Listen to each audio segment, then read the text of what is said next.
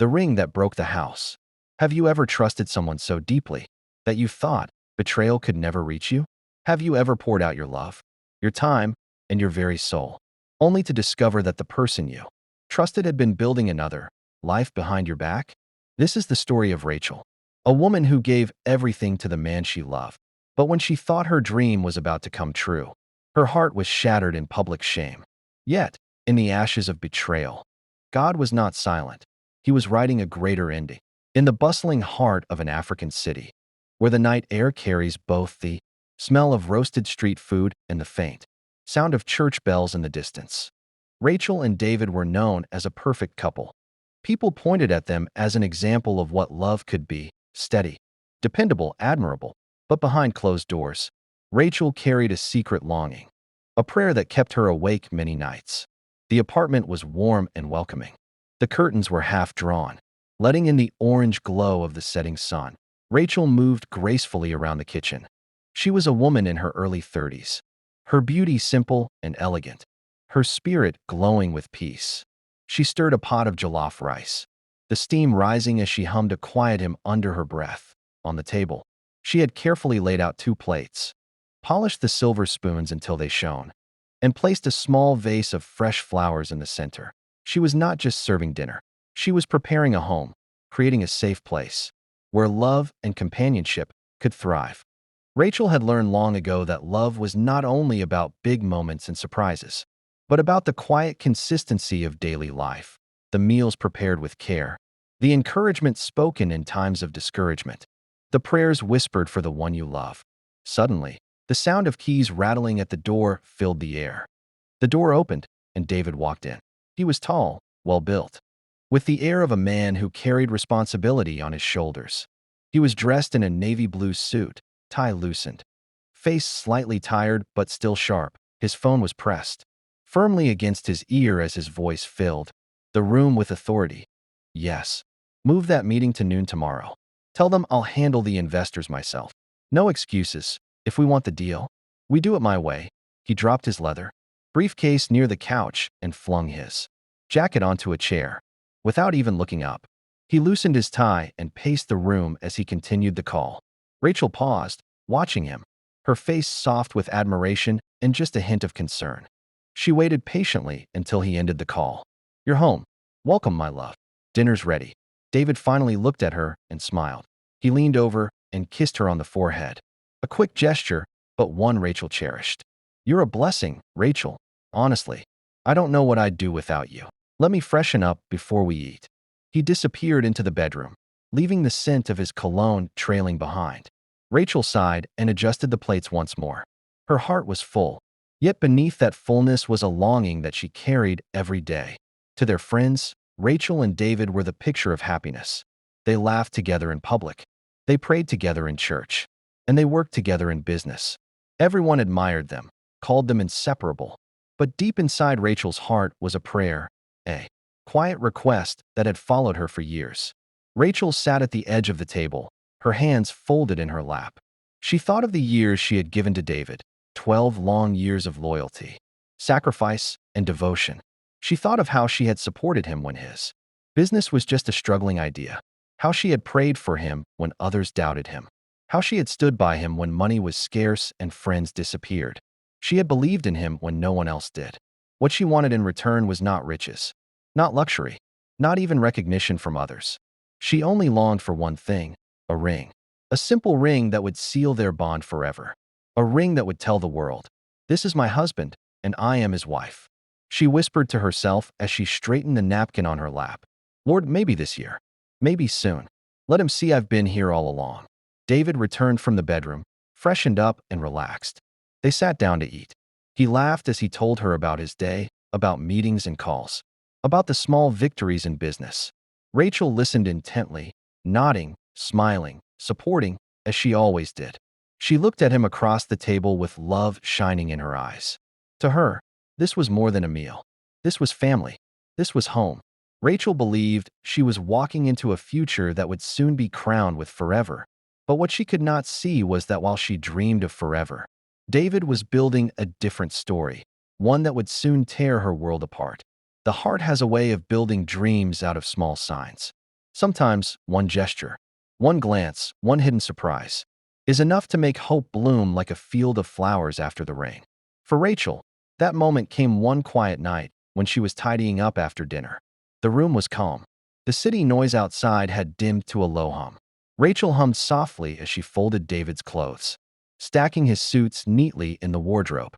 She held his navy blue jacket from earlier that day, smoothing the fabric with the tenderness of a woman caring for more than cloth, caring for a man she loved deeply. As she patted down the jacket pocket, her hand brushed against something firm and small. She paused. Her heart quickened.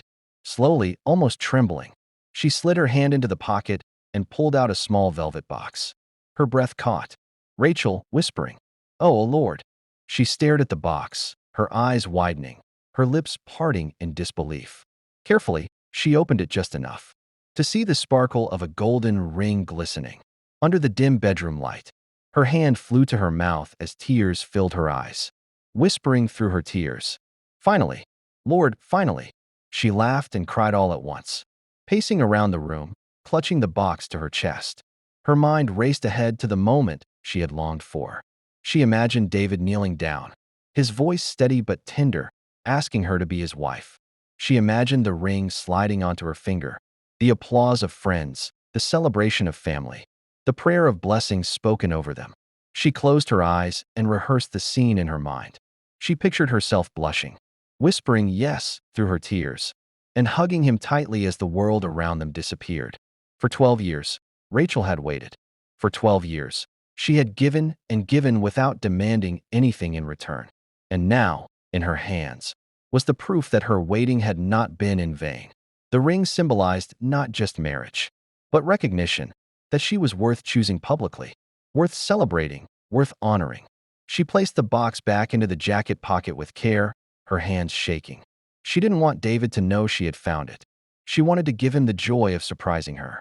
Rachel sat on the edge of the bed, her face buried in her hands as she wept tears of relief in a soft prayer. "Thank you, Lord.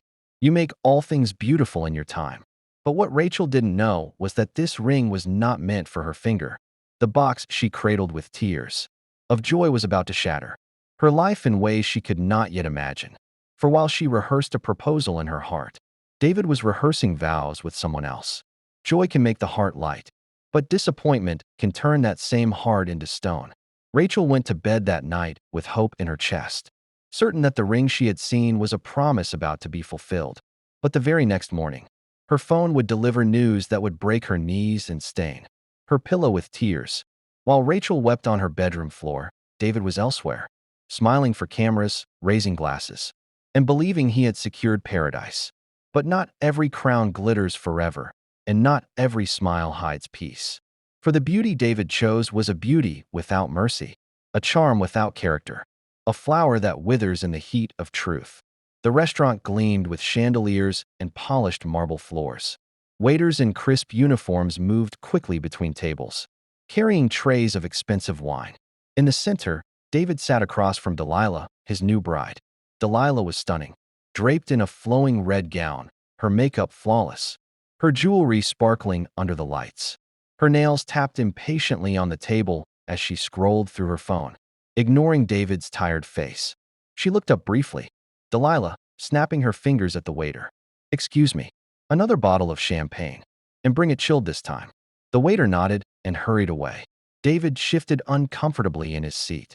"Darling, maybe we shouldn't spend too much tonight. We've had a lot of expenses recently." Delilah rolled her eyes and leaned back, laughing mockingly. "Delilah, expenses? David, don't start sounding like those small men who count coins. You're not poor. You're a businessman. You should act like it." David, hesitant. "I just think we should be wise. There's a major contract I'm chasing, and until that comes through." Delilah, cutting him off. "Contracts, contracts, contracts. I didn't marry you to hear about struggles. I married you because you promised me the good life. If you can't provide it, maybe I made the wrong choice." David's face tightened. He picked up his glass of water, sipping to hide his frustration. David thought he had gained the woman of his dreams. But he didn't know that dreams built on vanity quickly turn into nightmares.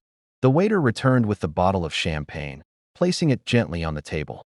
Delilah smiled at him briefly before turning back to David. Delilah, leaning forward. Also about the car. The one you bought me last year is outdated. My friends laugh at me.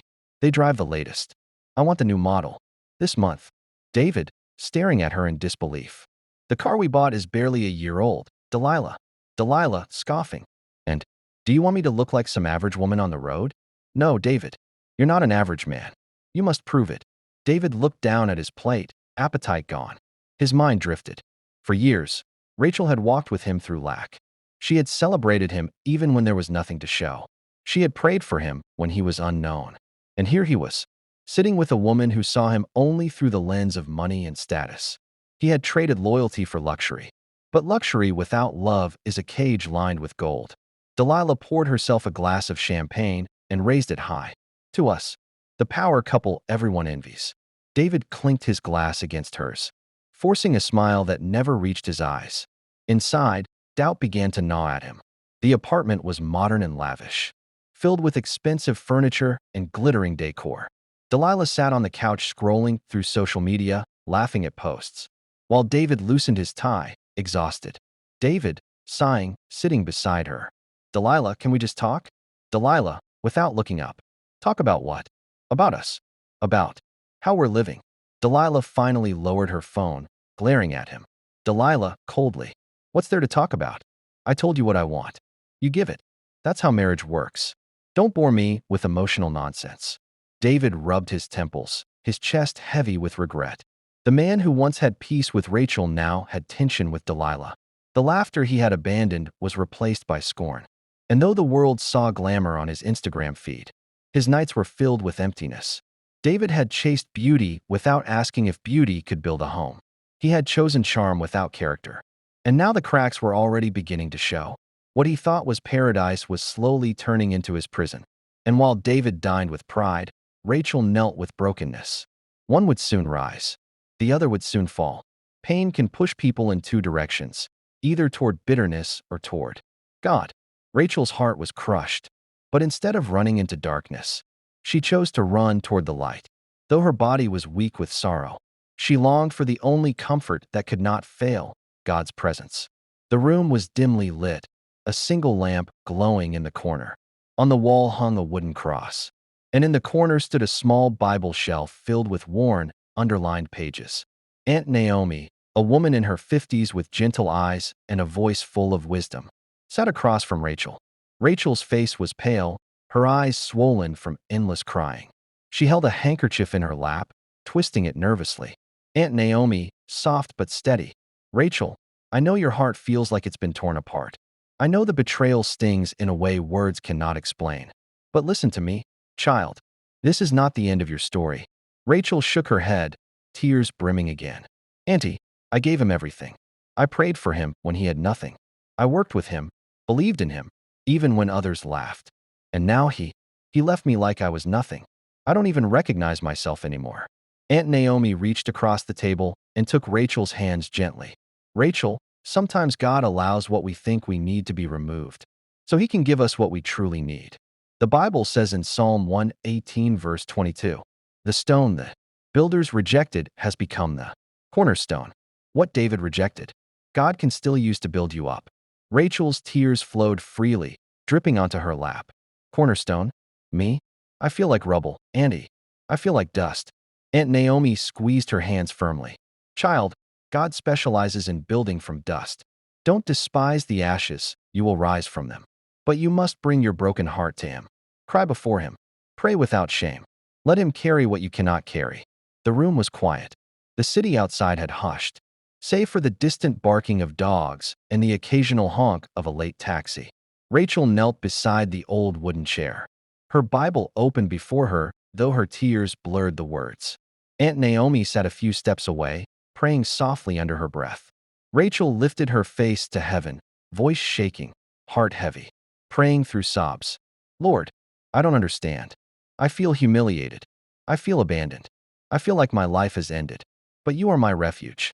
Please, please don't let this be my grave. Turn this pain into something I can survive. Her voice broke, and she collapsed into more tears, her forehead pressed to the Bible. Aunt Naomi, whispering as she prayed, Father, heal this child. Wipe her tears. Give her strength where she has none. Show her that this valley is not her home. It is only a passage to her testimony. Rachel's tears that night were not wasted. Every sob, every cry, every broken word became incense before the throne of God. Heaven was listening, though she could not see it. The God who counts every tear was already preparing to turn her mourning into dancing. As dawn broke, Rachel sat by the window, her eyes swollen but calmer than before. She watched the faint light creep over the city skyline. Though her heart was still heavy, she felt something different, a small flicker of peace, a whisper of hope. She touched her Bible gently, whispering to herself, "I will not die here. God is still with me." At midnight, Rachel's healing began. She did not receive answers, but she received presence, the presence of a God who never abandons his children. And while David chased luxury in the arms of pride, Rachel found strength in the arms of grace. Sin often comes wrapped in shining paper, but when unwrapped, it reveals emptiness. David thought he had secured joy, wealth, and prestige by marrying Delilah. But beneath the glitter lay pride, disrespect, and selfishness.